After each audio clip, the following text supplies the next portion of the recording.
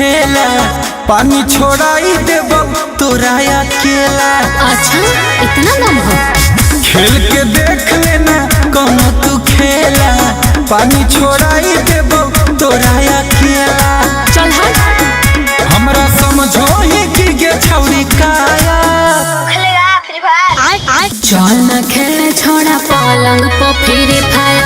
चल न खेले छोड़ा पलंग पर फ्री फायर। चल न खेले छोड़ा पलंग पर free fire.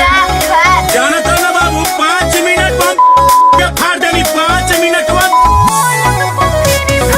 Music by Arya Sharma.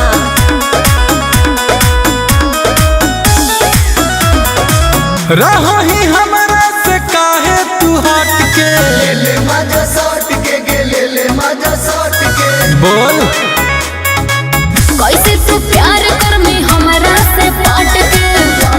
पलट के उलट के पलट के अच्छा कहिया जोड़े तुम्हें प्यार वाला बाया।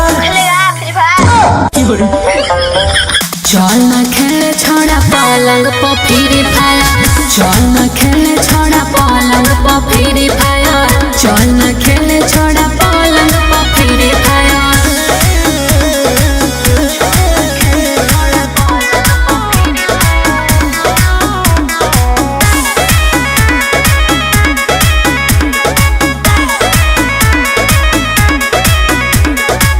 परती हो खेत कोड़ी दे चार काठा। हीरो हटा काटा गे हीरो हटा काटा हाँ अजमा ले सुन आनंद प्रकाश गुंजन पीले जाके माथा। सीधा सपाटा नहीं हम सीधा सपाटा फिर नहीं बोल।